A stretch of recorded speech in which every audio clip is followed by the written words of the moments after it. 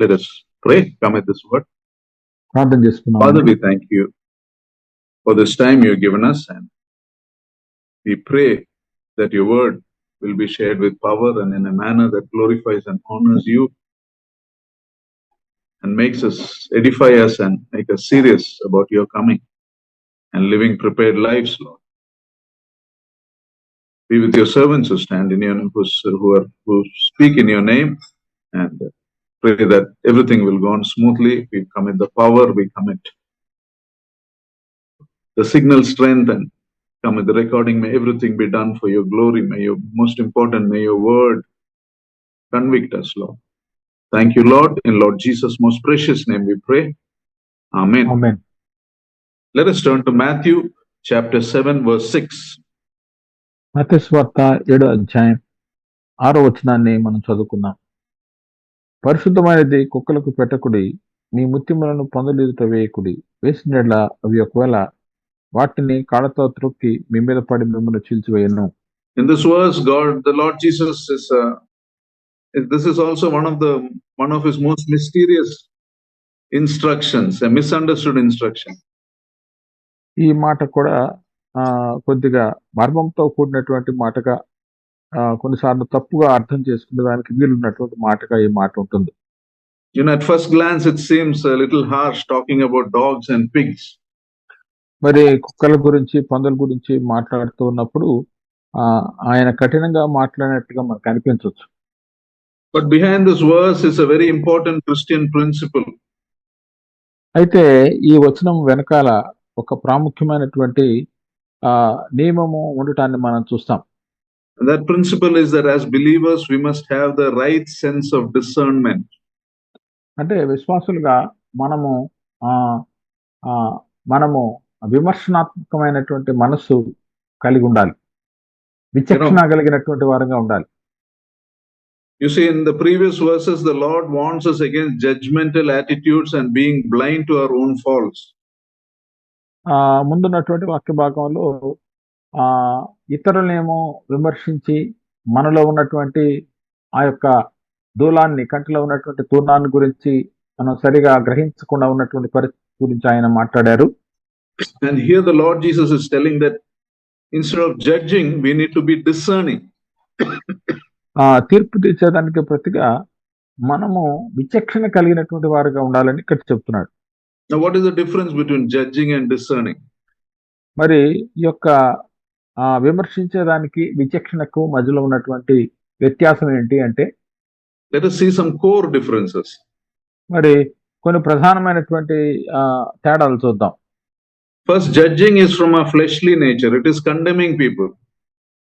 మరి విమర్శించడం అనేది మన శరీరాను సంబంధమైనటువంటి విషయము. అంటే ఇతరుల్ని మనము తోలనాడినటువంటి పరిస్థితి. Judging says I am better than you. మరి విమర్శించడంలో మనము ఏం చెప్తున్నాం అంటే, నీకంటే నేనే మంచోడిని అని చెప్తున్నాం. But discernment listens to the Spirit of God. Discernment is based on spiritual insights from God. అయితే విచక్షణ అంటే మరి దేవుని నుంచి ఆత్మీయమైనటువంటి తలంపులు కలిగినటువంటి వారంగా, విచక్షణ కలిగినటువంటి వారుగా ఉండుట. Discernment tries to recognize the truth. మరి ఈ విచక్షణ సత్యాన్ని గమనిస్తుంది. Discernment asks is it right in the sight of God? మరి విచక్షణ ఏం చేస్తుందంటే, ఇది దేవుని ఎదుట సరైందేనా అని అడుగుతుంది. Judgment tears down. Discernment builds up in truth and in love. కనుక విమర్శ అనేది పడగొడుతుంది, అదే విచక్షణ అనేది ప్రేమలో, సత్యంలో కడుతుంది. And when we judge, we usually make judgment based on somebody's appearance or dressing or the way they talk. మరి ఎవరినైనా మనము విమర్శించే సమయంలో వారు మాట్లాడే విధానం కావచ్చు, వారి వస్త్రధారణ కావచ్చు, వారి యొక్క పైకి కనిపించే వేషాన్ని బట్టి మనము వాటిని విమర్శిస్తూ ఉంటాం. And in judging, we act as if we have a right to declare somebody guilty or unworthy. We feel as if we have the right, విమర్శించేటప్పుడు ఇతరులు నేరస్తులు అన్నట్టుగా, అటు తీర్పు తీర్చే అధికారం మనకు ఉంది అన్నట్టుగా, మనం సరైనటువంటి వారు అన్నట్టుగా విమర్శిస్తూ ఉంటాం. And added to that, many times while judging, we speak of things that we are not fully sure that it is true. విమర్శించినప్పుడు చాలాసార్లు పూర్తిగా వాస్తవాల్ని బేరేజ్ వేయకుండానే మాట్లాడుతూ ఉంటాం. Therefore, when judging, we condemn a person. అందుకనే తీర్పులో ఇతరులను మనము వాళ్ళని తోలనాడే వాళ్ళగా ఉంటాం. Discernment focuses on evaluates a situation without condemning. మరి ఈ యొక్క విచక్షణ అనేది ఏం చేస్తుందంటే విశ్లేషణ చేస్తుంది. అంటే తొందరపడి విమర్శించకుండా విషయాన్ని అర్థం చేసుకోవడానికి ప్రయత్నం చేస్తుంది. Where judging focuses on the false, discernment focuses on the truth. మరి విమర్శన అనేది ఇతరుల తప్పుల్ని ఆధారంగా చేసుకొని ఉంటే విచక్షణ అనేది సత్యాన్ని ఆధారం చేసుకొని ఉంటుంది. While judging seeks to put down others, discernment seeks to protect our own holiness while guiding others. మరి విమర్శన అనేది ఇతరులని తోలనాడేదిగా ఉంటే విచక్షణ అనేది మన పరిశుద్ధత కాపాడుకుంటూనే ఇతరులకి మార్గం చూపించేదిగా ఉంటుంది. Judging looks at a person and says you are worthless, but discernment seeks to recognize the spiritual reality behind the appearance of a person. కనుక విమర్శలో ఇతరుల్ని మనం తృణీకరించే పరిస్థితి ఉంటుంది. కానీ విచక్షణ కలిగినటువంటి వారు ఏం చేస్తారంటే బయట కనిపిస్తున్నటువంటి విషయాల కంటే కూడా ఆంతరంగికంగా ఆత్మీయంగా ఎట్లా ఉన్నాడా ఒక వ్యక్తి అనే దాని గురించి ఆలోచన చేస్తాడు. Discernment is learning to see people and situations through God's eyes. అంటే విచక్షణ అంటే ఏంటంటే ఇతర ప్రజలను దేవుడు అనే అర్థం గుండా చూడటం అవుతుంది. To use an illustration, there are people who watch birds as a hobby or a passion. ఉదాహరణకి ఒక ఉదాహరణ చెప్పుకుంటే కొంతమందికి పక్షుల్ని తిలకించడం చూడటం అనేది వారికి ఒక అలవాటు. And a skilled bird watcher can identify dozens of species just by hearing their sounds. మరి చాలా చక్కగా ఈ యొక్క పక్షుల్ని గమనించేవారు వాళ్ళ యొక్క కూతను బట్టే ఇది ఏ రకమైన పక్షి అని చెప్పగలుగుతారు. But to an untrained ear, all birds sound alike. But to a bird watcher, each sound carries a name. మరి ఎవరైతే ఈ యొక్క పక్షుల గురించినటువంటి విషయాల్లో ప్రవేశం లేదో అనుభవం లేదో అటువంటి వారికి ఏ అరుపైనా ఒకటే అరుపుగా కనిపిస్తుంది. కానీ మరి ఎవరైతే ఈ విషయంలో శిక్షణ పొందారో వాళ్ళు మాత్రము ప్రతిదానికి వారు ఖచ్చితంగా గమనించగలుగుతారు. Spiritual discernment is like that. It is a trained ear that recognizes God's voice among many of the noises of this world. కనుక విచక్షణ అంటే ఏంటి అని అంటే అనేకమైనటువంటి అలజడుల మధ్యలో దేవుని స్వరాన్ని గుర్తుపడుతుంది. In John 10:27, the Lord says, "My sheep listen to my voice. I know them and they follow me." ಮತ್ತೆ యోహాను సువార్త 10:27లో యేసుక్రీస్తు ప్రభు ఏమంటున్నాడంటే నా గొర్రెలు నా స్వరము విను, నేను వాటిని గుర్తుపడతాను, అవి నన్ను వెంబడించును అంటున్నాడు. Therefore, discernment is a spiritual gift.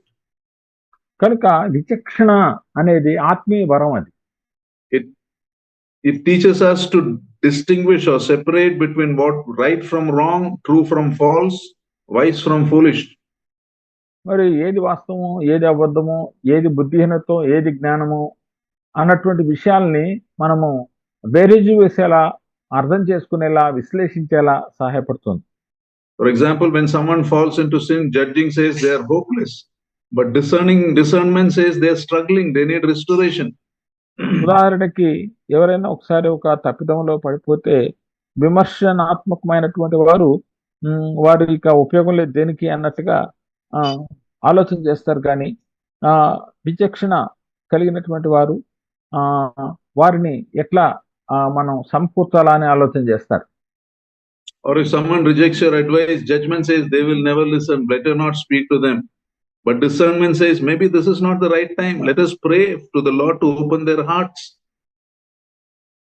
విమర్శనాత్మకమైనటువంటి వాళ్ళు ఎవరైనా మన మాట వినకపోతే వీడెప్పుడు మాట వినట్లే అన్నటువంటి నిర్ధారణకు వచ్చేస్తారు. విచక్షణ కలిగినటువంటి వారు ఒకవేళ ఇంకా కూడా మనం చెప్పినటువంటి మాట వినేదానికి అతను సంసిద్ధంగా లేడేమో, కొంత సమయం పడుతుందేమో తనకు కూడా అవగాహన పెరిగేదానికి అన్నట్టుగా ఆలోచన కలిగి ఉంటారు. You see, judging breaks relationship, discernment protects relationship. విమర్శ అనేది సంబంధ బాంధవ్యాల్ని తెగగొడుతుంది. విచక్షణ అనేది సంబంధ బాంధవ్యాల్ని కాపాడుతుంది. Judging blinds us with our own pride. Discerning opens our eyes to wisdom. విమర్శ అనేది మన కంటికి గురుడితనం కలుగజేస్తుంది. విచక్షణ అనేది మన కళ్ళు తెరవజేస్తుంది. The Lord Jesus himself is our example. He practiced both love and discernment. ప్రభువైనటువంటి యేసుక్రీస్తు వారు ప్రేమని విచక్షణని ఆయన పాటించినటువంటి వారిగా ఉంటున్నారు. ఆయన మనకు మాదిరిగా ఉంటున్నారు. He never judged unfairly, but he judged truthfully. మరి అన్యాయంగా ఎవరిని ఆయన తీర్పు తీర్చలేదు. న్యాయబద్ధంగా తీర్పు అయితే తీర్చాడు. He could see the hypocrisy of the Pharisees, and yet he could love the sinner on the other side. మరి ఒకవైపున పరిసయ్యుల్లో ఉన్నటువంటి వేషధారిని తాను గమనించగలిగినాడు. ఇంకొక వైపున పాపంలో ఉన్నటువంటి వారిని ప్రేమించగలిగాడు. He welcomed the humble, but he confronted the proud. మరి వినయమనస్కుల్ని చేరదీశాడు, గర్విష్ఠులను తోలనాడాడు. An amazing example of discernment is where the Lord, to the woman caught in adultery, he forgave her and said, "Go and sin no more." మనం చూసినట్టయితే ఈ విచక్షణలో అతి ప్రాముఖ్యమైనటువంటి చక్కటి ఉదాహరణ ఏంటంటే, పాపంలో పట్టబడినటువంటి స్త్రీ యేసు ప్రభు దగ్గరికి తీసుకురాబడినప్పుడు ఆ సందర్భంలో యేసు ప్రభు వారు పలికినటువంటి మాట, అమ్మ నేను కూడా నీకు శిక్ష విధించను, ఇక పోయి పాపం చేయకును అన్నటువంటి మాట. You know, this is the discernment we must practice, to know when to be strict and know when to show mercy. కనుక ఎప్పుడు ఖచ్చితంగా ఉండాలో, ఎప్పుడు ఉదార స్వభావం కలిగినటువంటి వారుగా ఉండాలో తెలుసుకోవటమే విచక్షణ. Now let us come back to a passage that speaks of one particular aspect we should be discerning about. కనుక మనం చదువుకున్నటువంటి వాక్య భాగాల్లోకి వద్దాం. ఒక విషయంలో ఎక్కడ మనం విచక్షణ కలిగి ఉండాలో అనేది మనం నేర్చుకుందాం. Here we are told that we must discern that there are some precious things that should not be given to those who will receive them with disrespect. ఇక్కడ మనము విచక్షణ కలిగినటువంటి వారంగా ఉండాలి అని చెప్పబడుతుంది. దేని విషయంలోనంటే ప్రశస్తమైనటువంటి విషయాల్ని ఎవరికి ఇవ్వకూడదో అది తెలుసుకునే విచక్షణలో మనం ఉండాలని ఇక్కడ గ్రహిస్తున్నాం. You know, as believers we should not only love people, but we must be wise how we share God's truth. మరి విశ్వాసులంగా ప్రజలను మనం ప్రేమించడం మాత్రమే కాదు, కానీ దేవుని యొక్క సత్యాన్ని పంచుకునే విషయంలో కూడా తెలివి కలిగి ఉండాలి. In other words, behaving in love does not mean we should throw away discernment. అంటే ప్రేమ చూపటం అంటే విచక్షణ లేకుండా ఉండటం అని కాదు. Behaving with grace does not mean we should tolerate disrespect for holy things. మరి కృపాసహితంగా ఉండటము అని అంటే ప్రజలు పరిశుద్ధమైనటువంటి విషయాల పట్ల మరి ఆసక్తి లేనప్పుడు దాన్ని గమనించగలిగినటువంటి వారంగా ఉండాలి. Do not give to dogs what is holy. పరిశుద్ధమైనది కుక్కలకు పెట్టకుడి. In the Jewish context, what is holy refers to the meat from temple sacrifices which is consecrated to God. మరి ఈ ఆలయాల నుంచి వస్తున్నటువంటి ఆ యొక్క మాంసము అది దేవునికి ప్రతిష్ఠిత చేయబడింది కనుక అది పవిత్రమైనది. మనకి యూద సాంప్రదాయంలో అట్లా మనం అర్థం చేసుకోవాలి. And the dogs and pigs are understood as those who are hostile to the kingdom of God and to the messengers of the kingdom of God. ఈ కుక్కల గురించి పందుల గురించి మనం ఆలోచన చేసినట్లయితే దేవుని యొక్క రాజ్యానికి వ్యతిరేకంగా ఉన్నటువంటి వారిగా మీరు ఉంటున్నారు.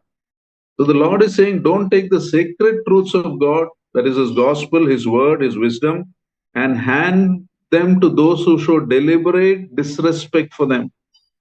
అంటే ఈ పరిశుద్ధమైనటువంటి విషయాల్ని, అంటే సత్యానికి సంబంధించినటువంటి విషయాల్ని, దేవునికి సంబంధించినటువంటి విషయాల్ని ఎవరైతే కావాలని పవిత్రమైనటువంటి విషయాలకి, దైవికమైనటువంటి విషయాలకి, సత్యమైనటువంటి విషయాలకి పట్ల అమర్యాదగా ప్రవర్తిస్తుంటున్నారో వారికే వాటిని ఇవ్వద్దు అని చెప్తున్నాడు.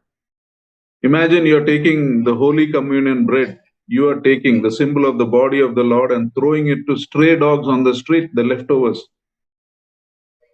ఉదాహరణకు మనం ఆలోచన చేద్దాం. ఈ యొక్క ప్రభు బల మరి లో మిగిలినటువంటి ముక్కల్ని రోడ్డు మీద ఉన్నటువంటి కుక్కలకు పడేస్తున్నాము అని అనుకోండి. So one thing, the dogs won't value it, they will fight over it. ఒకటేంటంటే ఆ కుక్కలకి దాని విలువ తెలియదు. వాటి విషయంలో అవి కొట్టుకుంటాయి. The second is by doing that you are being irreverent and casual. మరి ఆ రకంగా నువ్వు ప్రవర్తించడం ద్వారా నువ్వు చాలా అమర్యాదగా ప్రభు యొక్క బల్ల పట్ల ప్రవర్తిస్తున్నావు అని దాని అర్థం. So we must be careful. Some people are not willing to receive God's truth. We must be careful not to casually talk about God's truth to them or give them God's truth. కనుక పనిగట్టుకొని దేవుని యొక్క సత్యానికి వ్యతిరేకంగా ఉన్నటువంటి వారికి మనము దేవుని యొక్క సత్యాన్ని చెప్పాల్సినటువంటి అవసరం లేదు.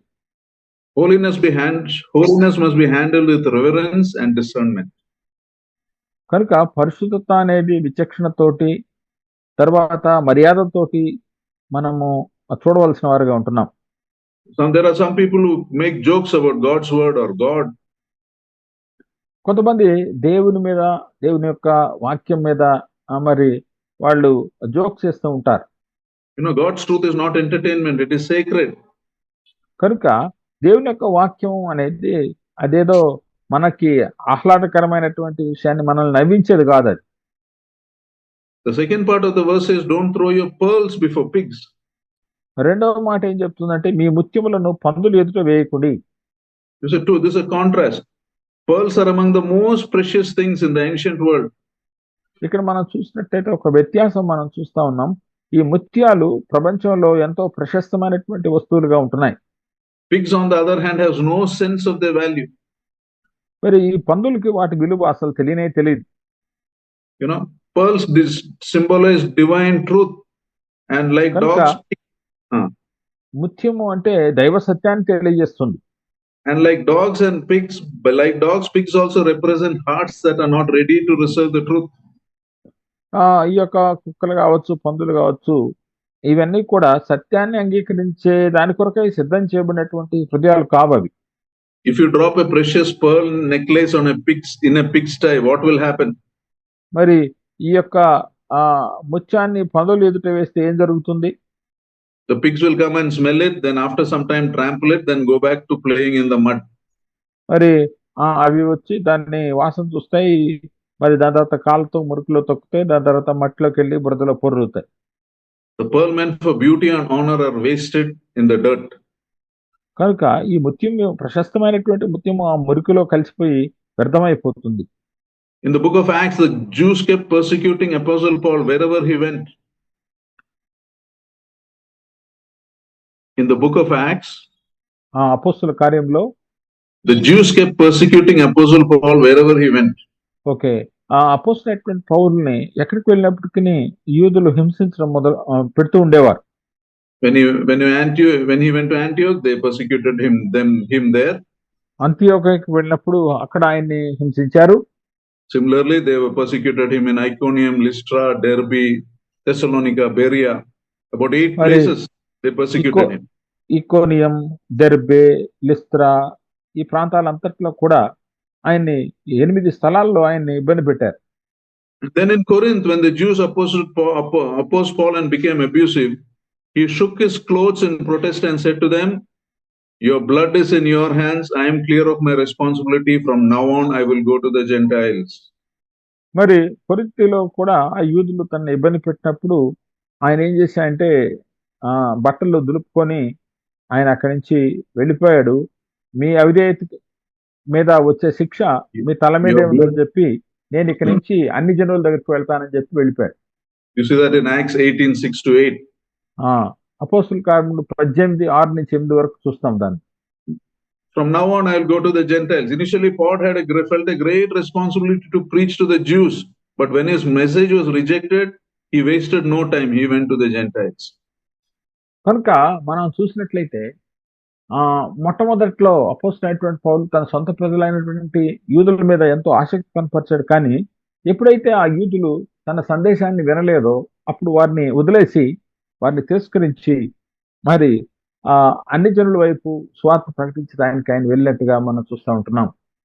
You see, Apostle Paul was behaving in this pattern that the Lord Jesus said, Do not give what is holy to the dogs, or they will trample under their feet and turn and tear you to pieces. This is exactly what the Jews tried to do to Paul. కనుక మనం చూసినట్లయితే ఇక్కడ మనం చూసినట్టే మీ ముత్యములను పొందలేదు వేసిన ఒకవేళ వాటిని కాళ్ళతో త్రొక్కి మీ మీద పడి మిమ్మల్ని చీల్చివేయను అన్నట్టుగానే యూదులు అపోస్తలుడైనటువంటి పౌలు పట్ల ప్రవర్తించారు. This happening when people are determined to reject the gospel, we shouldn't keep trying with them. We should be praying for them. We must leave them till their hearts respond. కనుక ఎవరైనా సరే ఎడతెరపి లేకుండా దేవుని యొక్క సత్యానికి వ్యతిరేకంగా ఉన్నటువంటి వారు ఉంటే వాళ్ళ మీద మన సమయాన్ని వ్యర్థం చేయకూడదు. మనము వెళ్ళి మన పని మనం చేసుకోవాలి. అయితే అంటే వారి గురించి ప్రార్థన చేయాల్సిందే. వారు ఎప్పుడు వారి హృదయం తెరిచి వారు వస్తారో అప్పుడు వస్తారు, కానీ వారి మీద మన సమయాన్ని వ్యర్థం చేయకూడదు. Now imagine giving a sharp knife to a small child who does not know to handle it. ఆలోచన చేద్దాం. మరి ఒక పదునైనటువంటి కత్తిని చిన్న పిల్లవాడి చేతిలో పెడితే మరి వాడికి తెలియదు దాన్ని ఎట్లా వాడాలో. అటువంటి వాడి చేతిలో పెడితే ఏమవుతుంది? He will hurt himself and he will hurt others. He can hurt others also. కనుక తనను తాను గాయపరుచుకుంటాడు, ఇతరులను కూడా గాయపరుస్తాడు. Spiritual truths are powerful like a sword. It must be given to those who are ready and mature to handle them, not those who misuse them or don't know how to use them. కనుక ఈ యొక్క ఆత్మీయ సత్యాలు అనేవి ఎవరి చేతిలో మనం పెట్టాలంటే వాటిని సరిగా వాడేవారి చేతిలోనే పెట్టాలి. అంతేగాని వాటిని వ్యర్థపరిచేవారు, వాటిని తప్పుగా వాడుకునేవారు వారి చేతుల్లోకి ఎప్పుడు కూడా పోకుండా మనం కాపాడాల్సినటువంటి వారుగా ఉంటున్నాం. That's exactly what the Lord Jesus meant. Some hearts are not ready to receive the truth yet. We must wait for the right time. Just as the Lord did to many people who rejected them initially. Later on they became his disciples. కనుక ఆరంభంలో ప్రభువును తిరస్కరించినటువంటి వారు తర్వాత ప్రభుని అంగీకరించారు. అయితే ఆ తిరస్కరించినటువంటి సమయంలో ఆయన కూడా ప్రవర్తించినటువంటి తీరు ఆ విధంగానే ఉంది.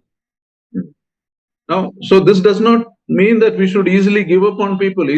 The Lord is not discouraging us from sharing the gospel.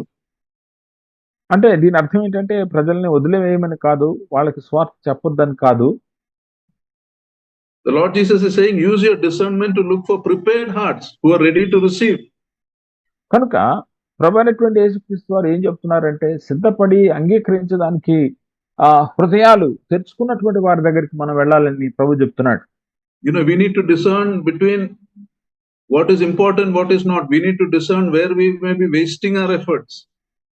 కనుక ఏది ప్రాముఖ్యమో ఏది ప్రాముఖ్యం కాదో, ఎక్కడ మన సమయాన్ని గడపాలో ఎక్కడ మన సమయాన్ని గడపకూడదో అనే విషయాన్ని మనం ఎరగాల్సినటువంటి వారముగా ఉంటున్నాం. Don't be judgmental, but don't behave unwisely also. మరి విమర్శించొద్దు కానీ బుద్ధిహీనంగా కూడా ఉండొద్దు అని దాని అర్థం. Proverbs 26:4-5 says, don't answer a fool according to his folly. మనం చూసినట్లయితే సామెతల గ్రంథం 26వ అధ్యాయంలో ఒకని బుద్ధిహీనతను చొప్పున నువ్వు వానికి ప్రత్యుత్తరం ఇవ్వొద్దని చెప్తున్నాడు. That means you should know what to speak, when to speak and when not to speak.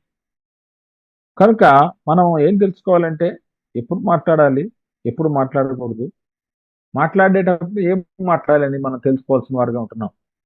So now, since we are on the subject of discernment, let us see some more aspect of discernment beyond these verses beyond these verses which are spiritually important for us. కనుక మనము ఈ యొక్క విచక్షణ కలిగినటువంటి వారంగా ఉండాలి అన్నటువంటి విషయాన్ని గురించి మనం ఆలోచన చేస్తున్నాం. కనుక మరి ఈ వచనం కాదు కానీ ఈ వచనానికి సంబంధం కలిగినటువంటి మిగతా ఆత్మీయ విషయాల్లో ఎక్కడ మనం విచక్షణ కలిగి ఉండాలో ఆలోచన చేద్దాం. Why is discernment important? ఎందుకు ఈ యొక్క విచక్షణ అనేది అవసరము అని ఆలోచన చేస్తే, because discernment protects us from harming ourselves and others. ఈ యొక్క విచక్షణ కలిగి ఉండడం ద్వారా మనల్ని మనం కాపాడుకుంటాం, ఇతరులను కూడా మనం కాపాడుతాం ప్రమాదం నుంచి. For example, a good electrician won't touch a live wire blindly. He uses a tester to check if there is current flowing. Though two wires may look alike, one can be deadly. He knows that.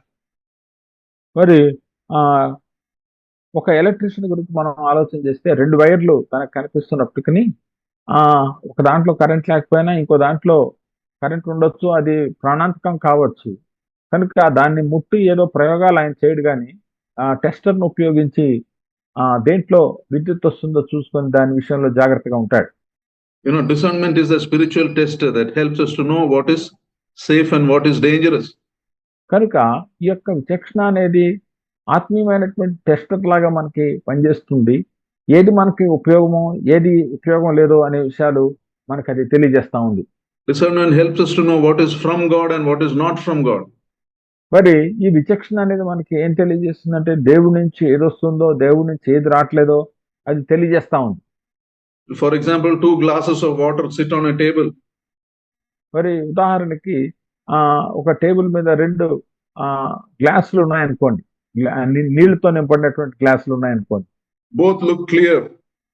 మరి But when tested under a mic, రెండు Both మనం చూసేదానికి స్వచ్ఛంగానే స్పష్టంగానే కనిపిస్తా ఉంటాయి. but when tested under a microscope, we see that one is contaminated. అయితే microscope లో పెట్టి చూస్తే ఒకటేమో కలుషితమైనటువంటి నీరు, ఇంకోటి స్వచ్ఛమైనటువంటి నీరుగా మనం తెలుసుకుంటాం. In life also, we see many things that look good. They're harmless on the surface, but they may be contaminated. మరి కొన్నిసార్లు ఈ విషయాలు పర్వాలేదన్నట్టుగా మనకు అనిపిస్తాయి కానీ వాస్తవానికి అవి కలుషితమైనవి అయి ఉండొచ్చు, మనకు హానిని తెచ్చేవిగా ఉండొచ్చు కూడా. Many people who look good on the outside may be the wrong kind of people. బయటికి మంచిగా కనిపించే వాళ్ళు చాలా సార్లు వాళ్ళు ప్రమాదకరమైనటువంటి వ్యక్తులు కావచ్చు. Discernment is a spiritual microscope which exposes the hidden motives and dangers. కనుక ఈ యొక్క విచక్షణ అనేది లోపల ఉన్నటువంటి ఆంతరంగిక ఒక వ్యక్తి యొక్క ఆంతరంగిక ఉద్దేశాలు ఏంటి అనేది మనం గ్రహించేలా చేస్తుంది. Now the Bible has many examples of godly people who practice discernment. Bible గ్రంథంలో మనం చూసినట్లయితే ఈ విచక్షణను కనపరిచినటువంటి అనేక మంది దైవజనులను మనం చూస్తాం. And the godly discernment shaped history and protected God's people. మరి ఈ యొక్క దైవికమైనటువంటి విచక్షణ చరిత్రను కాపాడింది, దేవుని యొక్క ప్రజలను కూడా కాపాడింది. For example, Solomon. ఉదాహరణకు సొలొమోను. In 1 Kings 3, God offered Solomon anything he desired. Solomon didn't ask for riches or power, but he asked for a discerning heart to distinguish between what is right and wrong. మొదటి రాజుల గ్రంథంలో సొలొమోను గురించి మనం చూసినట్లయితే ఆయన నీకేది కావాలో అది అడుగు నేను ఇస్తానని ప్రభు చెప్పినప్పుడు ఆయన అడిగింది ఏంటంటే, అయ్యా మంచి చెడ్డలను విచక్షణ చేసే నాకు జ్ఞానం దయచేయ్యా అని అడిగాడు. So God was so pleased. He granted Solomon unmatched wisdom along with wealth and power. మనం చూసినట్లయితే అసమానమైనటువంటి జ్ఞానాన్ని సొలొమోనుకి దేవుడు ప్రసాదించాడు, దాంతోపాటు ఐశ్వర్యాన్ని ఘనతలను కూడా ఇచ్చాడు. Joseph, God gave him a discernment to understand Pharaoh's dreams. కనుక మరి ఫరో యొక్క కలలను అర్థం చేసుకునే దాని కొరకై ఆ యొక్క జ్ఞానాన్ని విచక్షణని యోసేపుకి దేవుడు ఇచ్చాడు. And his discernment saved Egypt and the surrounding nations from starvation in the 7 years of famine. ఆ యోసేపుకు ఉన్నటువంటి విచక్షణ ఏం చేసింది అని అంటే ఆ 7 సంవత్సరాల కరువు వచ్చినటువంటి నేపథ్యంలో ఆ దేశాన్ని, చుట్టుపక్కల ఉన్నటువంటి దేశాన్ని కరువులో కాపాడినట్టుగా మనం చూస్తా ఉన్నాం. Daniel showed discernment in a corrupt culture. దానియేలు గురించి మనం చూసినట్లయితే ఆ యొక్క కుళ్ళిపోయినటువంటి ఆ యొక్క ప్రజల మధ్యలో మరి ఆయన మంచిగా జీవించగలిగినాడు. Daniel discerned which part of the Babylonian culture he could accept and which he must reject to remain faithful to God. దేవునికి నమ్మకస్తుగా ఉండేదాని కొరకై బబులోను సంస్కృతిలో దేన్ని తాను ఆమోదించవచ్చు, దేన్ని తాను ఆమోదించలేడు అనే విషయంలో స్పష్టమైన అవగాహన కలిగినటువంటి వాడు దానియేలు. He refused to defile himself with the king's food, and later in direct defiance, he refused to compromise on his prayer time. మనం చూసినట్లయితే ఆ యొక్క బబులోను రాజు తినే భోజనాన్ని తిని తను అపవిత్రుడు కాకూడదని నిశ్చయం చేసుకున్నాడు. తర్వాత చూసినట్లయితే తన ప్రార్థనా జీవితానికి అడ్డు వచ్చే ఆ ఆజ్ఞను కూడా ఆయన రాజాజ్ఞ అయినప్పటికీ తిరస్కరించినట్టుగా మనం చూస్తా ఉన్నాం. You see, discernment helped Daniel to stay faithful in a world full of compromise. కనుక రాజీ పడుతున్నటువంటి లోకంలో మరి ఆ యొక్క దానియేలుకు కలిగినటువంటి విచక్షణ అనేకమైనటువంటి ప్రమాదాల నుంచి తనను కాపాడింది. We see Abigail discerning in the conflict మనం చూస్తాం. In 1 Samuel 25. మొదటి సమూయేలు గ్రంథం 25వ అధ్యాయంలో మనం చూసినట్లయితే Abigail discerned that her husband's Nabal's harsh behavior towards David could bring disaster on them. మరి తాను గమనించగలిగింది తన భర్త అయినటువంటి నాబాలు యొక్క ప్రవర్తన దావీదు వైపు మరి ఆ యొక్క ఆ మూర్ఖమైనటువంటి ప్రవర్తన మరి అది తన కుటుంబాన్ని అంతటికీ కూడా ప్రమాదం తెస్తాదని తాను గుర్తెరగలిగింది. And with this discernment, she wisely intervened with humility and gifts, preventing David from shedding blood in anger. అందుకనే ఆ యొక్క మరి బహుమతులు తీసుకుని వెళ్ళటంలో కానీ వినయంగా తాను ప్రవర్తించటంలో కానీ దావీదు రక్తాన్ని ఒలికించకుండా కాపాడేలా మరి ఆమె విచక్షణ పనిచేసింది. Nathan, when he comes to David, you see the discernment he shows. మరి ఆ ప్రవక్త అయినటువంటి నాతాను దావీదు దగ్గరికి వచ్చినప్పుడు తాను కనపరిచినటువంటి ఆ యొక్క ఆ విచక్షణను మనం గమనించగలుగుతాం. You see, when David sinned with Bathsheba, Nathan used a parable to help see David's own sin and guilt. మరి ఆ దావీదు పాపం చేసినప్పుడు మరి దాన్ని దావీదుకు తెలియజేసే దాని కొరకై ఒక పొడుపు కథ, ఒక ఉపమానాన్ని వాడి చాలా చక్కగా దావీదు యొక్క తప్పిదానాన్ని గుర్తించేలా తను సహాయపడినట్టుగా మనం చూస్తాం. You see, Nathan discerned how to approach a powerful king in a way that will lead to repentance and not resistance. కనుక నాతాను ప్రవక్త ప్రవర్తించినటువంటి తీరును మనం చూసినట్లయితే ఒక శక్తివంతమైనటువంటి రాజును తన తప్పిదం విషయంలో తాను ఒప్పుకొని మరి క్షమాపణ పొందేలా చేసినట్టుగా మనం చూస్తాం. అంతేగాని మరి దాన్ని తిరస్కరించేలా ఆయన ఆ రకంగా వెళ్ళలేదు. You see, discernment enabled Nathan to correct others with wisdom and boldness and in the truth. కనుక సత్యంతో ధైర్యంతో మరి సరి అయినటువంటి విధానంలో తప్పిదాలను సరిచేసే విషయంలో మరి నాతాను యొక్క మరి విచక్షణ ఎంతగానో పనిచేసింది. Apostle Paul himself, when a slave girl followed Paul with his spiritually sounding words, these men are showing you the way to be saved. He discerned that the source was not the Holy Spirit, but a demonic spirit. మరి అపోస్తలుడైనటువంటి పౌలు మరి వాళ్ళు సోద చెప్తున్నటువంటి ఒక అమ్మాయిని స్వస్థపరిచినటువంటి దానికి ముందు మరి ఆమె వీళ్ళు జీవం కలిగినటువంటి దేవుని యొక్క సేవకులు అని ఆమె చెప్తున్నటువంటి నేపథ్యంలో ఇది దయ్యం పలికే మాట, అంతేకాని పరిశుద్ధాత్ముడు పలికే మాట కాదని విచక్షణ చేసి అక్కడ ఎట్లా ప్రవర్తించాలో అట్లా ప్రవర్తించాడు. And by casting out the spirit, he was showing us that not all spiritual activity is from God. We must be careful. కనుక మరి ఆ యొక్క దయ్యాన్ని పంపించడం ద్వారా వీళ్ళ గురించినటువంటి మంచి మాటలు పలికినప్పటికీ ఆ పలికినటువంటి మంచి మాటలన్నీ కూడా ఆత్మీయ ఉనికిలో నుంచి వస్తున్నాయి అనే విషయాన్ని ఆయన నమ్మలేదు. When Ananias and Sapphira lied about their offering, Peter discerned through the Holy Spirit that they were telling lies. అననీయ సప్యరాలు వారిద్దరు కూడా అబద్ధం చెప్తున్నప్పుడు పరిశుద్ధాత్మ దేవుని యొక్క సహాయంతో వీరు పరిశుద్ధాత్మ దేవునికే అబద్ధాలు చెప్తున్నారు అన్నటువంటి విషయాన్ని అపోస్తలుడైనటువంటి పేతురు గుర్తుపట్టగలిగాడు. You see, Peter's discernment protected the purity of the church and exposed the hidden sin. కనుక మరి పేతురు యొక్క విచక్షణ సంఘం యొక్క పవిత్రతను కాపాడగలిగింది. అంత మాత్రమే కాకుండా అననీయ సప్యరాల పాపాన్ని ఎత్తి చూపించగలిగింది. The Bereans, they didn't accept Paul's teaching blindly. They discerned through scriptures to confirm the truth. Beriah విశ్వాసుల గురించి మనం చూసినట్లయితే పౌలు చెప్తున్నటువంటి మాటలు సరిగా ఉన్నాయా లేదా అని లేఖనాలను పరిశోధించారని వాక్యంలో మనం చూస్తూ ఉన్నాం. Martha and Mary, while Mary was busy with the task, Martha discerned what matters most, and she chose to sit at the Lord's feet and listen to his word. Opposite, no? While Martha was busy with the task, Mary discerned what mattered most, and she chose to sit.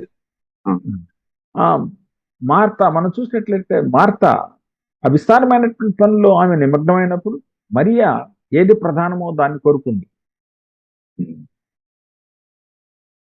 You see, here Martha could prioritize spiritual growth over busyness through discernment. కనుక మనం చూసినట్లయితే మరియా ఇక్కడ కూడా మరి ఆ అనవసరమైనటువంటి పనిలో నిమగ్నమయ్యేదానికి ప్రతిగా ఆత్మీయమైనటువంటి విషయాల మీద ధ్యాస నిలిపింది.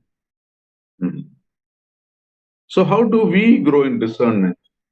కనుక మనం ఎట్లా ఈ విచక్షణలో ఎదగలము అని అంటే, First thing, remember, true discernment comes by meditating on God's word and letting God's word change us. ఈ యొక్క నిజమైనటువంటి విచక్షణ ఎట్లా వస్తుందంటే, దేవుని యొక్క వాక్యాన్ని క్షుణ్ణంగా ధ్యానం చేయటం ద్వారా, అంత మాత్రం కాదు, దేవుని యొక్క వాక్యము మన ఆలోచన విధానాన్ని, మన జీవితాన్ని మార్చేదానికి మనం అనుమతిస్తూ ఉంటే ఈ విచక్షణ అనేది మనకు వస్తుంది. A bank cashier is trained to recognize fake money not by studying every fake note, but by spending hours counting the real note. మరి మనము చూసినట్లయితే బ్యాంకులో ఉన్నటువంటి ఈ క్యాషియర్, టెల్లర్ అంటే మనకు డబ్బులు ఇచ్చేవాడు, వాడికి నకిలీ నోట్లు ఎట్లా గుర్తుపడతాడు అని అంటే, వాడికి ఆ లెక్క పెట్టేటప్పుడు మంచి నోట్లతో పరిచయం అయిపోతుంది వేరు. ఎప్పుడైతే తేడా నోట్ వస్తుందో వెంటనే దాన్ని తీసి పక్కకు పెడతాడు. కనుక మంచి నోట్లతో పరిచయం ద్వారా నకిలీ నోట్ ఏదో గుర్తుపట్టగలుగుతున్నాడు.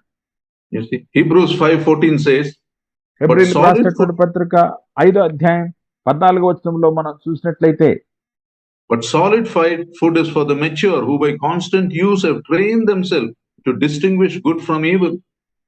కనుక హెబ్రీయులకు రాసినటువంటి పత్రిక 5వ అధ్యాయం 4వ వచనంలో, మరియు అక్కడ మనం చూసినట్లయితే 5వ అధ్యాయం 14వ వచనంలో మనం చూసినట్లయితే, వయసు వచ్చిన వారు అభ్యాసం చేత మేలు కీడులను వివేచించుటకు సాధకము చేయబడిన జ్ఞానేంద్రియములను కలిగి ఉన్నారు కనుక బలమైన ఆహారం వారికే తగును. You see, true discernment doesn't come from studying every form of evil, but from knowing the truth so well that you can easily recognize the deception. కనుక నిజమైనటువంటి విచక్షణ ఎట్లా వస్తుంది అని అంటే, మరి తప్పుడు విషయాలన్నింటినీ పరిశోధించి తెలుసుకోవడం ద్వారా కాదు, మరి మంచి విషయాల్ని, సత్యాన్ని క్షుణ్ణంగా తెలుసుకోవటం ద్వారా తప్పేంటో మనకు అర్థమవుతుంది. Therefore, we must pray for wisdom. Discernment comes with intimacy with God. కనుక ఈ యొక్క విచక్షణ ఎట్లా వస్తుందంటే, దేవునితో సన్నిహితమైనటువంటి సంబంధాన్ని కలిగి ఉంటే ఈ విచక్షణ మనం పొందుకుంటాం. Also, we must check our motives. Am I speaking out of love or out of a selfish motive or out of irritation? మరి మన యొక్క దృక్పథాలు కూడా మనం ఆలోచన పరీక్షించుకోవాల్సిన వారంగా ఉంటున్నాం. నేను నిజంగా ప్రేమతో మాట్లాడుతున్నానా, లేకపోతే స్వార్థపరమైనటువంటి ఉద్దేశంలో ప్రేమను బయటికి కనపరుస్తున్నానా అనేది మనం పరీక్షించుకోవాల్సిన వారుగా ఉంటున్నాం. And one important thing you must practice is, don't look at scripture through the world. Look at the world through scriptures. మరొక ప్రాముఖ్యమైనటువంటి విషయం ఏంటి అని అంటే, లేఖనాలని లోకం అనే అర్థంలో నుంచి మనం చూడకూడదు, కానీ మరి లోకాన్ని లేఖనం అనే అర్థంలో నుంచి చూడాలి. Because the word of God divides truth from error. ఎందుకంటే దేవుని యొక్క వాక్యం సత్యాన్ని అసత్యాన్ని విభజిస్తుంది. And when we correct people, let us be respectful to people. Correction should flow from compassion, not from criticism. కనుక ఎవరైనా మనం సరి చేసినప్పుడు అది మరి వారి పట్ల కనికరము కలిగి మనం అటు చేయాల్సినటువంటి వారముగా ఉంటున్నాం, కానీ ద్వేషభావంతో మనం దాన్ని చేయకూడదు. And for that, we ourselves must be teachable and humble. దాని నిమిత్తమై మనము నేర్చుకునే దానికి, సరిచేయబడే దానికి ఇష్టపడినటువంటి ప్రజలుగా మనం ఉండాలి. A judgmental heart always assumes it's always right. మరి విమర్శనాత్మకమైనటువంటి మనుషులు తాను చేస్తున్నది ఎప్పుడు సరే అని అనుకుంటారు. And remember, discerning is a great blessing for us. It changes the way we live our life. ఈ యొక్క విచక్షణ కలిగి ఉండుట అనేది మనం జీవించే విధానాన్ని పూర్తిగా మార్చేస్తుంది. Two blessings of discernment, great blessings is one, it helps us understand God's will. మరి విచక్షణ కలిగి ఉండడం ద్వారా మనం పొందే దీవెనల్లో రెండు విషయాలు ఉన్నాయి. మొదటి విషయం ఏంటంటే, దైవ చిత్తాన్ని మనం తెలుసుకోగలుగుతాం. Those who practice discernment it enables them to see life through God's eyes and make choices that align with His truth. కనుక ఎవరైతే విచక్షణ కలిగి ఉంటారో వారు తమ యొక్క నిర్ణయాల్ని వాక్యానుసారంగా, దైవ చిత్తానుసారంగా తీసుకోగలుగుతారు. And second, discernment heals our relationships. ఈ యొక్క విచక్షణ అనేది మన యొక్క నలిగిపోయినటువంటి సంబంధ బాంధవ్యాల్ని తిరిగి కడుతుంది. There are many ways discernment becomes a blessing to all who practice it. కనుక ఎవరైతే విచక్షణను తమ జీవితాల్లో కలిగి ఉంటారో వారికి అది ఎంతో దీవెనగా మారుతుంది. Some of the blessings are discernment protects us from deception. మరి ఈ యొక్క విచక్షణ అనేది మోసం నుంచి మనం తప్పిస్తుంది. You know, many times if you are discerning, we are able to understand protect ourselves from false teaching, manipulative people. కనుక ఈ యొక్క విచక్షణ అనేది తప్పుడు బోధల నుంచి మనల్ని తప్పిస్తుంది. అంత మాత్రమే కాకుండా మరి యథార్థత లేనటువంటి వ్యక్తులను కూడా మనం గుర్తించడానికి సహాయపడుతుంది. It helps us distinguish truth from error, and we are less likely to be misled by emotion or flattery. కనుక మనము చూసినట్లయితే మరి అబద్ధాన్ని నుంచి సత్యాన్ని వేరు చేసేలా మనకి సహాయపడుతుంది. అంత మాత్రమే కాకుండా మనం తీసుకునే నిర్ణయాలు అవి భావోద్రేకాన్ని ఆధారంగా చేసుకొని తీసుకోకుండా మనకి సహాయపడుతుంది. అంత మాత్రమే కాదు, ఒకరు మనల్ని ముఖస్తుతి చేస్తూ ఉంటే మరి దాంట్లో ఆ ట్రాప్ లో పడిపోకుండా కూడా కాపాడుతుంది. Discernment leads us to wise decisions. A discerning person is not impulsive. కనుక ఈ యొక్క విచక్షణ కలిగినటువంటి వ్యక్తి తొందరపాటు ఉండదు, ఆలోచన చేసి నెమ్మదిగా ప్రవర్తిస్తాడు. They pause and pray and seek God's will before taking a decision. ఒక తీర్మానం తీసుకోకమునుపు ఆగుతారు, ఆలోచన చేస్తారు, ప్రార్థన చేస్తారు, దేవుని చిత్తాన్ని తెలుసుకొని దాన్ని జరిగిస్తారు. And in this one step brings peace and stability and lesser regrets in life. ఈ యొక్క మెట్టు మనం పాటిస్తే మన యొక్క జీవితాల్లో మనము అయ్యో పొరపాటు అయిపోయింది, ఇట్లా చేయకుండా ఉండాల్సిందే అన్నటువంటి విచారాల నుంచి మనం కాపాడబడతాం. You know, the wisdom from above is pure and peaceable and gentle. James 3:17 says. యాకోబు పత్రికలో మనం చూసినట్లయితే 3వ అధ్యాయం 17వ వచనంలో మనం చూసినట్లయితే ఈ యొక్క విషయాన్ని మనము చూస్తూ ఉంటున్నాం. 3:17లో ఈ రకంగా మనం చదువుతున్నాం. యాకోబు పత్రిక 3:17 అయితే పైనుండి వచ్చు జ్ఞానము మొట్టమొదట పవిత్రమైనది, తర్వాత సమాధానకరమైనది, మృదువైనది, సులభముగా లోబడినది, కనికరముతోనూ మంచి ఫలములతో నిండుకున్నది, పక్షపాతమైనను వేషధారణైనను లేనిదియునై ఉన్నది. You know, discernment strengthens us. You want to continue, brother? నీతి ఫలము సమాధానము చేయు వారికి సమాధానమందు విత్తబడును. Go ahead, brother. You see, discernment strengthens us spiritually. We grow in maturity, spiritual maturity. We can train ourselves to recognize what pleases God and we become spiritually mature. కనుక విచక్షణ అనేది మనకి ఆత్మీయ పరిపక్వతను తీసుకొని వస్తుంది. మరి దేవునికి ఇష్టమైనటువంటి కార్యాలను చేసేలా దోహదపడుతుంది.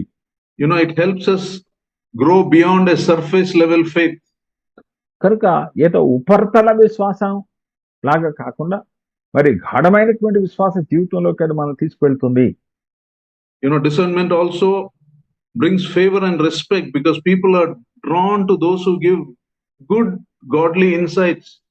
కనుక దైవికమైనటువంటి ఆలోచనలు, సలహాలు ఇచ్చే వారి దగ్గరికి ప్రజలు కూడా వస్తారు. You know, because they see a judgment as useful for them. ఎందుకంటే వారు ఇచ్చినటువంటి సలహా ప్రయోజనకరంగా ఉంటుందని ఇతరులు గమనించగలుగుతారు. And most important, discernment spares us from unnecessary pain in our relationships. మన యొక్క సంబంధ బాంధవ్యాల్లో లేనిపోని తలనొప్పుల నుంచి, బాధ నుంచి ఈ యొక్క విచక్షణ మనల్ని తప్పిస్తుంది. You know, if we look back into our life, we will see many of our problems we face today are because of two main things. మనం ఒకసారి జీవితాన్ని వెనక్కి వెళ్ళి ఆలోచన చేసుకుంటే, విశ్లేషణ చేసుకుంటే మనం ఎదుర్కొన్నటువంటి అనేకమైనటువంటి సమస్యలకి కారణం ఏంటంటే 2 విషయాలు ఉన్నాయి. You know, one is the wrong choices we have made in the past. ఒకటేమో గతంలో మనం తీసుకున్నటువంటి తప్పుడు నిర్ణయాలు. Second is the wrong associations we have chosen to align ourselves in the past. రెండోది ఏంటంటే గతంలో మనము మరి ఎవరితో సాంగత్యం చేశాము, తప్పుడు వ్యక్తులతో సాంగత్యం చేశాము అనేది కూడా మనకి నష్టాన్ని తెచ్చింది. And discernment protects us from these things in future. You can't change the past, but in future. గతాన్ని మనం మార్చలేకపోయినప్పటికీ విచక్షణ కలిగి ఉండడం ద్వారా కనీసము భవిష్యత్తులో ఇటువంటి పరిస్థితుల నుంచి మనం తప్పించబడతాం. Discernment protects us from unhealthy and toxic connections. కనుక మరి ఆరోగ్యవంతము కానటువంటి తర్వాత సరైనటువంటి విధానంలో లేనటువంటి తప్పుడు సంబంధ బాంధవ్యాల నుంచి, స్నేహాల నుంచి ఈ విచక్షణ మనల్ని కాపాడుతుంది, తప్పిస్తుంది. You know, we begin to see that not everyone who enters your life is sent by God. Discernment helps us to identify people who drain you or manipulate you or distract you from God's presence. కనుక మనం చూస్తే నీ జీవితంలో వచ్చినటువంటి ఎదురుపడినటువంటి ప్రతి వ్యక్తి దేవుడు పంపినటువంటి వ్యక్తి కాదు. కనుక కొంతమంది మిమ్మల్ని వాడుకునేదానికి, కొంతమంది మిమ్మల్ని తప్పు మార్గాల్లో నడిపించేదానికి రకరకాల ఉద్దేశాలతో వచ్చేవారు ఉంటారు. కనుక విచక్షణ వీటన్నిటి నుంచి మనల్ని కాపాడుతుంది, తప్పిస్తుంది. And discernment helps us to recognize godly character, genuine character. కనుక యథార్థవంతులు ఎవరో, సత్యవంతులు ఎవరో అన్నటువంటి విషయాన్ని గమనించేలా ఈ యొక్క విషయం మనకి సహాయపడుతుంది. Discernment enables us to look behind the flattery and see a person's true motives. కనుక ఈ యొక్క విచక్షణ మనకి ఏం చేస్తుందంటే, ఇతరులు మనను ముఖస్తుతి చేస్తున్నప్పుడు మరి దీని వెనకాల అంతరార్థం ఏంటి, ఎందుకు ముఖస్తుతి చేస్తున్నారు, వాళ్ళ అంతరార్థము దృక్పథం ఏంటి అన్నటువంటి విషయాన్ని అంచనా వేసేలా చేస్తుంది. And those who are not married, discernment helps us choose a godly partner. వివాహం కానటువంటి వారికి మరి విచక్షణ అనేది సరైనటువంటి పాలిభాగస్తుడు, జీవిత పాలిభాగస్తురాల్ని ఎంపిక చేసుకునేదానికి సహాయపడుతుంది. When you receive a proposal for marriage or you fall in love with someone, discernment helps you to recognize what is right, what is wrong. కనుక వివాహ పరిస్థితి వచ్చేటప్పటికి, లేకపోతే ఎవరంటే అయినా మనకు ఒకవేళ ఇష్టం ఉంటే మరి వాటిలో మనం తప్పు నిర్ణయాలు తీసుకోకుండా విచక్షణ మనల్ని కాపాడుతుంది. You see, discernment enables us to overcome emotional impulses and allows the Holy Spirit to lead us with clarity.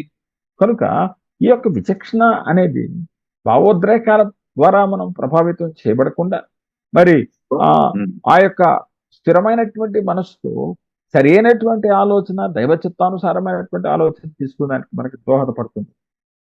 You see, so many families, Christian families, one of their big complaints is in broken families is that person is not a believer at all. మరి చాలా సార్లు మనం చూసినట్లయితే కొద్దిగా మరి పాడైపోయినటువంటి కుటుంబాల్లో ఉన్నటువంటి ప్రశ్న ఏంటంటే, అయ్యో పొరపాటున పెళ్లి చేసుకున్నానండి, ఆయన అసలు విశ్వాసే కాదు, విశ్వాసాన్ని అనుకున్నాను అన్నటువంటి సమస్య. You know, godly discernment helps you to love wisely, not blindly.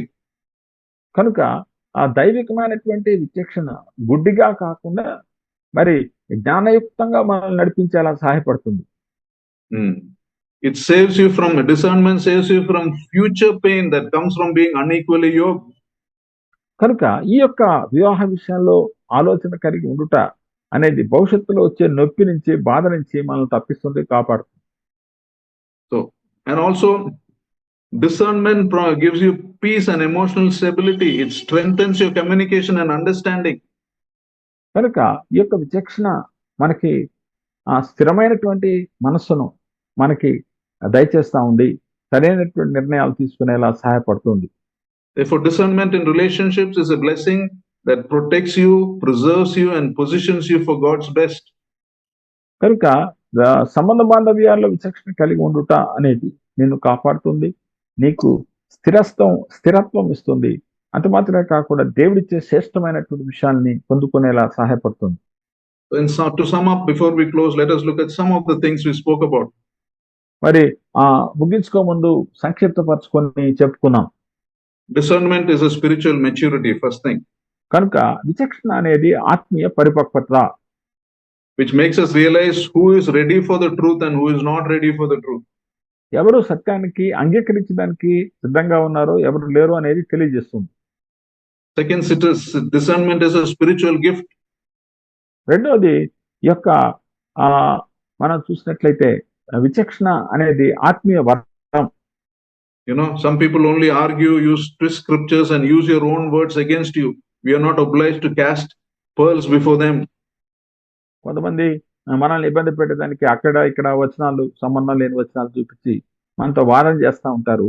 వాళ్ళందరికీ మనం జవాబు చెప్పి మనం ముత్యాలు వాళ్ళ ఎదుట చల్లాల్సిన అవసరం లేదు. At such times, quiet withdrawal is many times the right thing to do. It is not foolishness, it is obedience. కనుక అటువంటి సమయాల్లో మౌనంగా పక్కకు జరుపుకోవటం మేలు వాళ్ళతో వాదనలు దిగేదానికంటే.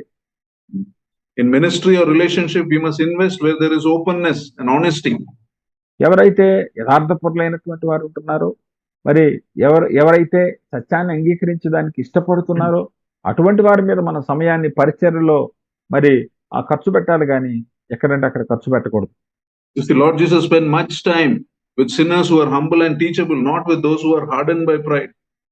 కనుక ప్రభువైనటువంటి యేసుక్రీస్తు వారి యొక్క జీవితంలో కూడా మరి పాపులు, పశ్చాత్తాపులైనటువంటి పాపులతో సమయాన్ని గడిపాడే తప్ప మరి గర్విష్ఠులైనటువంటి పరిచయులు, శాస్త్రులతో మాకంతా తెలుసు అనుకునే వారితో ఆయన తన సమయాన్ని వ్యర్థం చేసుకోలేదు. You see, there is a key difference. You must discern between working wisely or wasting your time. కనుక జ్ఞానయుక్తంగా పనిచేయడం ఒక ఎత్తు అయితే మరి సమయాన్ని వ్యర్థం చేసుకోవటం మరొక పొరపాటు. And when you share your faith and someone rejects it, don't take it personally. Continue to pray for them. You may have planted a seed which someone else will water later. కనుక ఎవరికైనా స్వార్థ చెప్పినప్పుడు వారు తిరస్కరించినప్పుడు మనం ఏం బాధపడాల్సినటువంటి అవసరం లేదు. ఒకవేళ నువ్వు విత్తనాన్ని విత్తావేమో, మరొకరు నీరు పోస్తారేమో, ఎప్పుడో అది మొలకెత్తుద్దేమో మనకు తెలియదు. And we must respect what is holy. పరిశుద్ధమైన దాన్ని మనం గౌరవించాలి. And we must check our own hearts. Are we treating God's things casually? మనం సొంత హృదయాన్ని పరీక్ష చేసుకోవాలి. అంటే దేవుని సంబంధించినటువంటి విషయాల్ని మనము చాలా నిర్లక్ష్యంగా, నిర్లిప్తంగా చూస్తున్నామా అనేది పరీక్ష చేసుకోవాలి. And remember, discernment is a great blessing. కనుక విచక్షణ అనేది ఎంతో దేవుని యొక్క దీవెనగా మనం చూస్తూ ఉంటున్నాం. Because it protects us, guides us, and connects us to God's heart. అది మనల్ని కాపాడుతుంది, తర్వాత అది నడిపిస్తుంది, దేవునితో సంబంధాన్ని ఏర్పాటు చేస్తుంది. And discernment is not just about detecting what is wrong, it is choosing what is best in God's eyes for us. విచక్షణ అనేది తప్పెక్కడుందో చూడటం మాత్రమే కాకుండా మరి దేవుడు మన కొరకై ఏర్పాటు చేసిన శ్రేష్టమైనటువంటి విషయాలు ఏంటో గ్రహించేలా చేస్తుంది. So let us pray. ప్రార్థన చేసుకుందాం. Father, we thank you for this time that you have given us, and thank you for this important subject of discernment. Lead us, Lord, not to be judgmental, but discern, be led by your Spirit, grow in the spiritual gift, and so that we can be a blessing to ourselves and to many others. Help us, Lord, to train ourselves in the truth. Give us the wisdom, Lord, and may we trust in you. Let your word change us. May we check our motives, and may we look at scripture as a lens through which we see this world. May we be humble people, may we be teachable people, may we be respectful for people, to people. Lead us, guide us to grow in this gift of discernment.